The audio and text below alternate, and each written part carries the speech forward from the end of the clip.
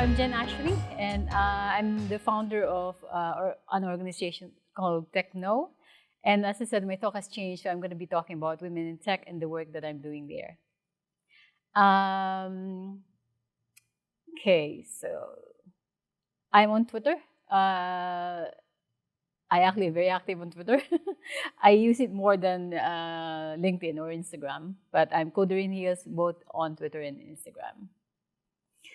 As I said, I do a lot of work in the women in tech space in London and beyond, and I've been doing that for a few years.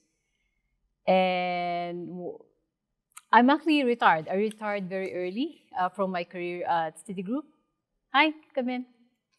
And I've kept myself busy actually the last few years, just working on developing some programs for women in tech. So initially, I just started getting involved with like the more general, tech events in London. But then I noticed that the picture is not right. So I'll tell you more about that in a bit. But these are some of the things that I was doing initially. I've got a degree in maths and applied mathematics, and that kind of led me to computer science as well. So as I said, I was with Citigroup. I was with them for a while and decided that I'll retire early. I'm not retirement age yet, but yeah, I decided that's what I wanted to do a few years ago, and I never regretted it. And the idea really was, to enjoy life, do nothing. But then wasn't really that type of person who can just sit and do nothing. So I kept myself busy. So instead of retiring, I started like a few companies. I bought a small money transfer company, not Western Union, but a smaller version of it. And alongside that, we were running other things as well. We had an e-commerce site which I built myself because I still loved coding, even though I haven't been doing coding, as part of my career with Citigroup for a while because I moved on from being a software developer to, managing people. But I kept on with the coding side of things because I just enjoy it. So I was doing that again for a few years, and I said to myself, okay, this is not really retirement. So I retired again the second time. But I'm so bad at retiring that I started getting involved with the tech in London. Initially, someone mentioned Meetup.com to me, and I totally ignored it because I thought it was a dating site. So, but then someone said, no, there are a lot of like tech events there, so you might want to check it out. So I did, and I started just attending, as a normal member of meetup groups. But I always do this to myself. I kind of end up in leadership roles, and I got involved with these organizations in London, and I'm part of like the leadership team of all of these. But then, as I said, when I started attending and started leading some of these tech events, I sometimes actually have organized events where there's like 100 plus attendees, and I'm the only woman in the room, and I'm the organizer. So I said, this is not really like the right picture, for me. So I started getting involved in the women tech space. So most of the meetups, we're all familiar with this. Most of the meetups that you see are like this, right? There's a lot of men, but not a lot of women. I think this was at Facebook at the React.js event, and there's like 350 plus. This is not the whole room, but there's like 350 plus attendees, and there's probably like 5 or 6 women that I saw there. I went to Apple's developer conference, got invited, and I was happy to see some women there. But then this is the picture I took when we were going to the main hall. So it's a sea of men. Of course, it's not the guy's fault that it's like this, but something need to be changed. So I got involved with Women in Code. I think this was in, I can remember, 2014. We started with 300 members in London, and I ran that for 5 years and grew it from 300 to around 6,000 plus before I handed it over to other people to lead it. Also involved with Women Tech Makers and ADAS List. ADAS List is like a London initiated networking group for women in tech. So as I said, I decided to kind of refocus my time, passion, and energy to getting more involved with the women in tech space, just because of the the picture that I've seen, and I also want to be able to contribute in terms of changing the picture, because this is not the right picture anymore. Uh, we're all aware that in most conferences and events before, the lineup usually all men, mostly all white men as well. So I said, this is not the right picture. This was an event. I think that got canceled because there were a lot of complaints. So it's about women in business, but the lineup is all men. And this is another one, which is my favorite. Women in maths, but again, the panelists are all men. So what have we been doing in terms of like the women in tech space in London? So we run a lot of workshops like this. These are free workshops that we run for women.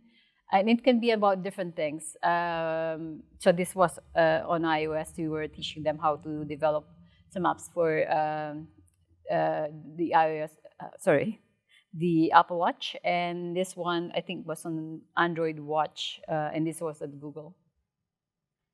And we do a lot of like hackathons, as well as like conferences, for women in tech. And I also teach sometimes. It could be about HTML, CSS, or other topics. I've taken on a lot of like different meetup groups in London. For example, recently I took over the running of London Python, which has got around 7,000 plus members. So I enjoy being involved with like different aspects of tech, especially on like coding side of things, even though I don't need it for a job or a project. And why do I do that? Like as I said, I'm retired, and I could just really just enjoy myself, go shopping, traveling, whatever. But I just get inspired by seeing a lot of women, especially young women, getting inspired to get into technology. So this was a batch of students that we had. I think this was like maybe 5 years ago. None of them have actually coded in the past or built, like, for example, even a simple website. So in this one, in particular, we were just teaching them how to create a simple website. And hopefully, that would inspire them to go and check out, more advanced topics. So I just get inspired by seeing women, getting more confident in themselves, especially when it comes to talking about tech and building something, even as simple as a web page. So as I said, we do a lot of these events for women. And not being content with smaller meetups, I started a Women in Tech conference. And this one, I've been running since 2017. So that's the banner for 28. I think it says 2018 there, but we started this in 2017.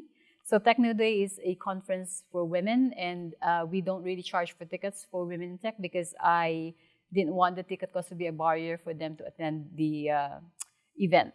So it's a day of workshops and talks. So we have a lot of talks, but workshops-wise, we run probably around 40 plus workshops that day.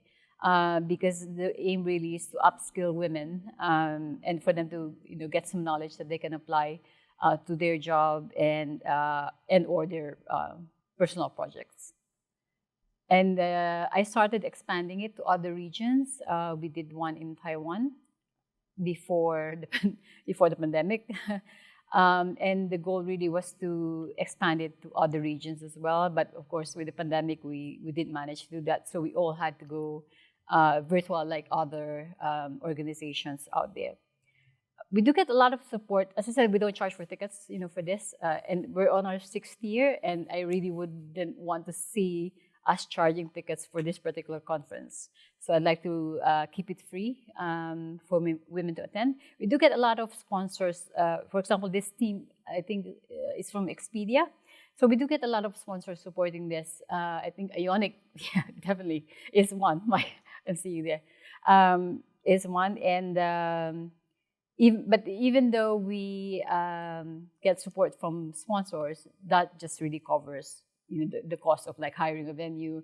And imagine having 40 plus workshops in a day. We need a lot of rooms. So there's a venue in London that I hire, which has got like 16 rooms, because that is perfect for what we're trying to do with regards to the workshop and the talks. So topics wise, we like to really vary the topics for the workshops that we offer. So these are some of the workshops that we've done before. As you can see, it's like a good mix of topics. And as I said, we do a lot of that, and there's 40 plus workshops usually. So aside from that, I tend to like do a lot of things all at the same time. So aside from that, I started a Women Tech Scholarship. Basically, it's a boot camp, right, for women, and the goal really is to get them involved in like a 12-week program. It's free. We don't charge tickets for that. So this is the first batch that we took in. So as you can see, there are like several of them, and there are companies in London, that hosts these boot camps. We also have a lot of mentors, these women studying here, and also there are guys involved as well in terms of mentoring. And yeah, it's just really inspiring to see women like this who wants to, to get into tech. One interesting story, out of this was about this. You can probably see her. She's in the corner. Okay, let me. So, oh gosh, sorry about that. So Julie is, let's see. I think for this batch, she's like the eldest in the batch. This lady over here. So she learned Swift through this particular program. And what really inspired me to do more of this is the fact that she actually came to me, a few months after, saying, "Okay, I did learn, how to code, learn Swift, but that's not really what I took on from that course."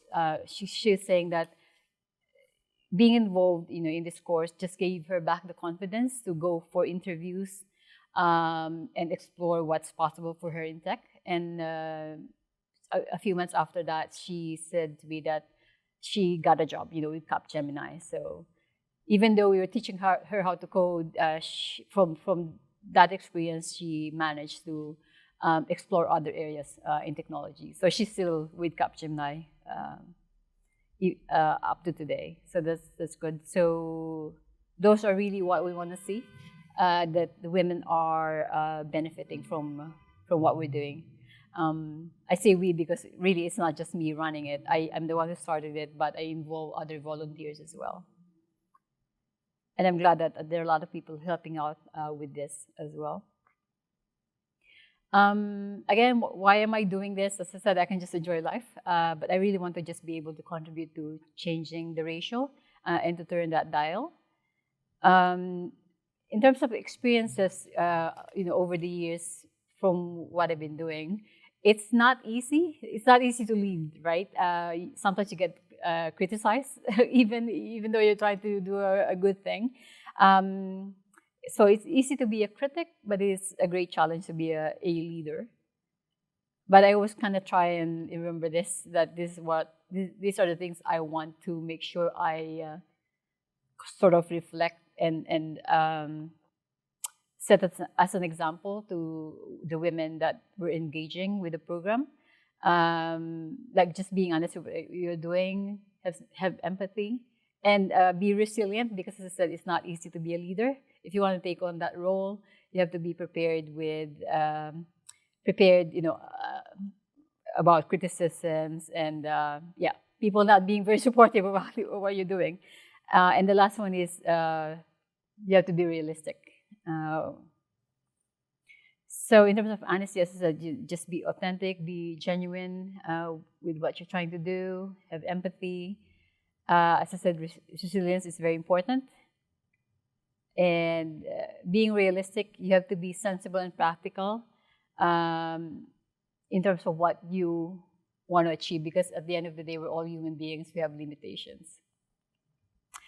And this is one thing about, related to being realistic. As volunteers, we do give a lot of our time away, but you're not a company, you're not a corporation. So, and for example, for that conference that I showed you, there are, things that need to be paid. So I always advise people who wants to like start a group or something to make sure that they also tap into companies who are willing to help, because you don't want to be giving away a lot of your time already and then still spending your own money to to run these programs. So you have to kind of be realistic about that. So ask companies to support you, because there are companies out there that will support you. And this is very important as well. I always say this to people, help. It's a nice feeling, of course, to be able to help other people, but you have to make sure that you're looking after yourself first, because you can't really look after other people if you're not in a good place yourself. So don't sacrifice, your health, wealth, and personal relationships. So one thing I started this year, although I said that we get a lot of sponsors supporting Techno Day, I wanted to, I want to be able to sustain it long term. So we're still obviously going to reach out to sponsors, but we also wanted something commercial to support the other project long term. So this year I started Modern Frontends.live. This is happening in London in November. And the idea for this is for us to at least earn something so that we can invest it in supporting the other conference. And this is the website for it, if you want to check it out. I'm just going to play this short video and then I'm going to wrap up. And if you've got questions at the end, I'm happy to have a little Q&A. Some of you might have seen this already. Oh, I'm not sure if you can hear it. Can you hear it? If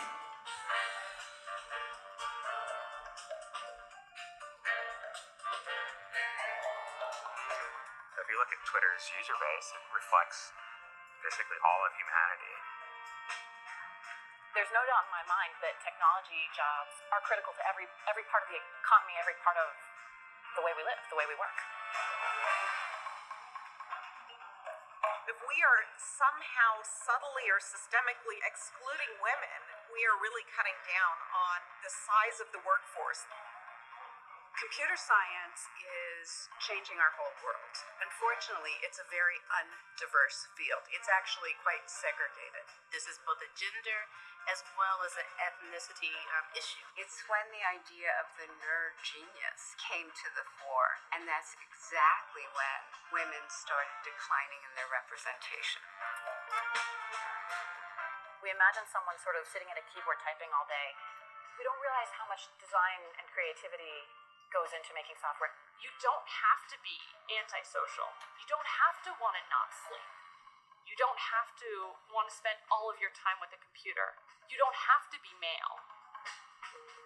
I think people are sometimes surprised when I tell them I work in computer science, just because it is a male-dominated industry. As someone who studied rocket science, I can tell you that coding is not rocket science. Writing software is just a tool to actually go build something cool that you want to build. To be able to just build a product from the ground up, to make something exist where it didn't exist before, has been really exciting. There's like so many like programs and websites now where you can just like teach yourself. It was actually a really important thing for us as a company to establish having women on the team. The greater the empathy you have with the people that are trying to use the product, the better the product is. I absolutely think that women can be just as great as men at programming. And the great thing is I can look the way I do, I can wear lipstick and write just as good code as you, and people need to be comfortable with that. The conferences, there's been sexually explicit comments made towards speakers, towards attendance. It's gross. It's despicable. We're not seen as part of the boys club. There's this assumption there like that I brought the coffee. People would assume I was a recruiter or talked out to me. I can't think of a single software product that would only be used by men. So it's hard to imagine that it would be appropriate to have any team that was only men, or only women for that matter. Important mantra is you are not your user.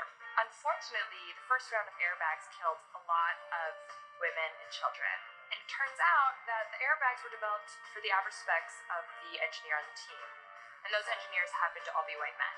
You have to be impatient. You have to say, this has to happen now. We have to do what we can now. Whatever it takes to move the number now, we have to do that now.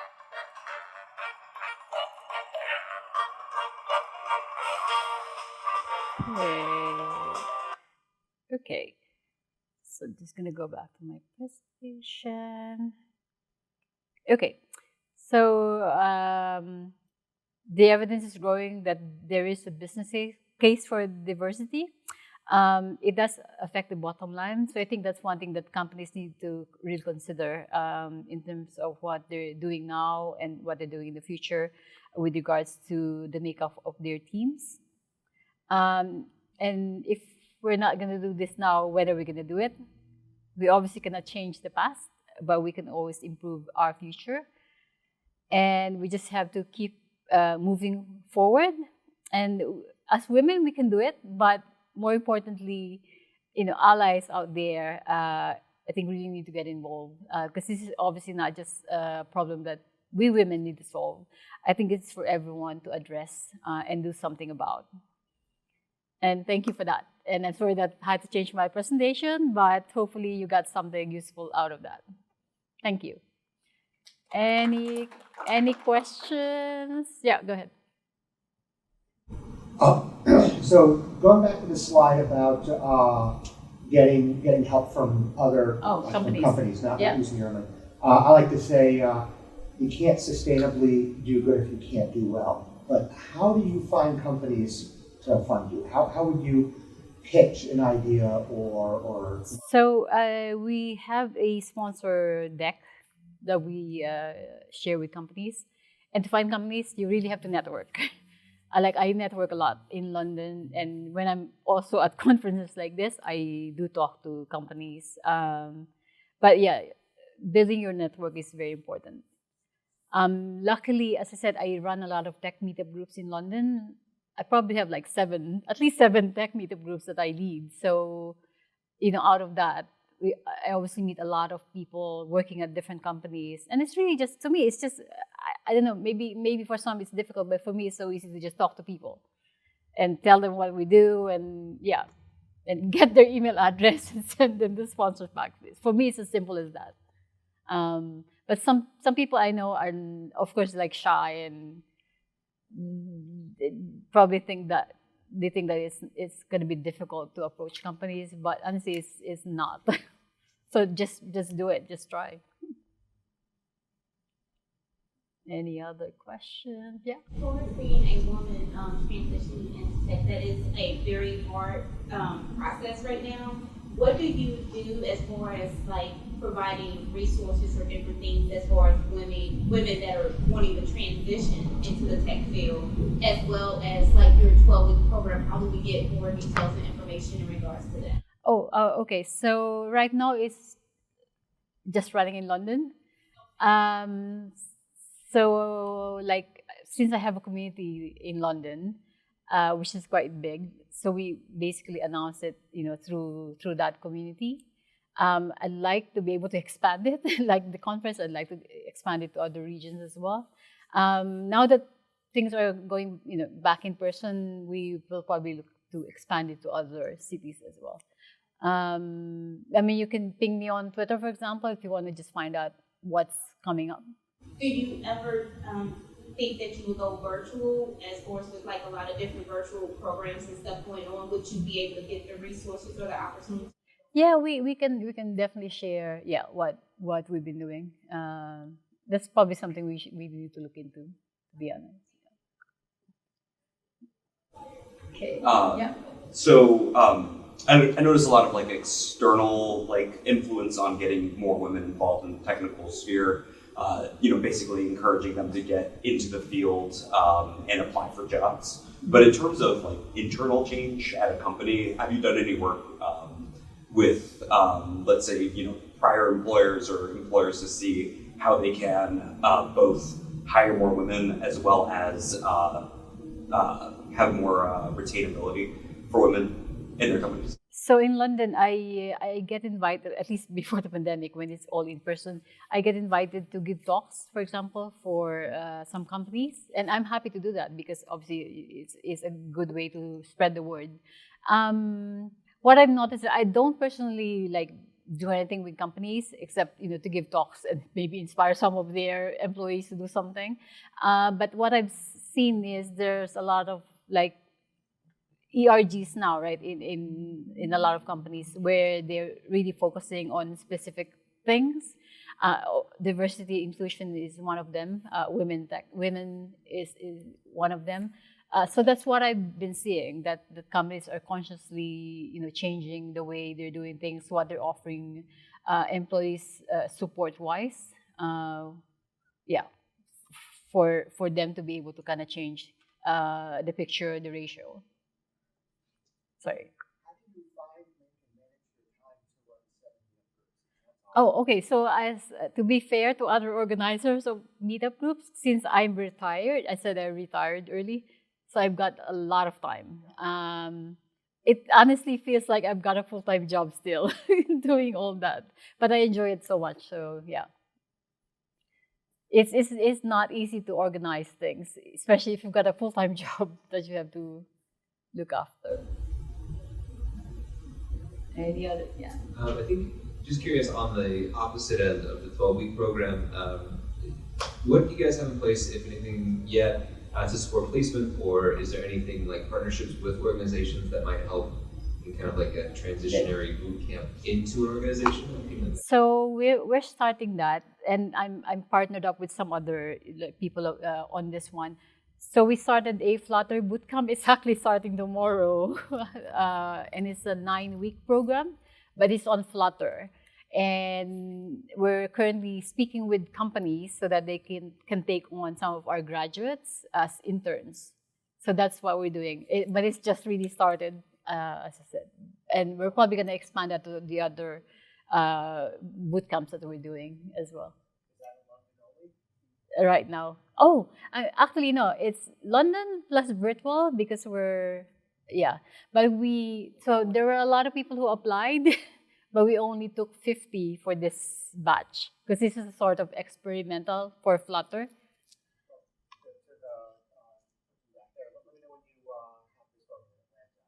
Sure, yeah, we'll definitely, we'll try and expand. We'll see. Any other questions? I mean, in your companies, is there anything like happening in terms of like support for, which company do you work for? Okay. And actually, I was a boot camper and came in through an apprenticeship and then converted to a full-time and been a staff engineer for them for coming up on 3 years. So I know they have partnerships with, there are a couple of different organizations that doing very similar work, I think in New York and in Chicago. So we do have a couple of partnerships that try and emphasize those non-traditional paths into technology. So that's where I was curious, especially in London. I know Accenture has a bit of a community out there as well. Yeah. And Accenture actually did sponsor Techno Day. Yeah. How about other folks here? Is there anything special happening? I started some ERGs and some other companies that I've been at for women in tech. Like at State Farm, we partnered with the Atlanta Women in Tech group, and so we were able to host like days for girls like in middle school and high school that come in and to see what we do and learn and like no, it's not just like all boys and stuff. So like that's great. Any other questions? Yeah, good. I'm also, I guess, sorry, I feel like no, that's fine. Questions. Curious about the age group as well. Do you get into like secondary school and high school age girls as well? Like in the STEM programs? So the past few years is been focused on what call this adult women. Women, sorry, not just young women.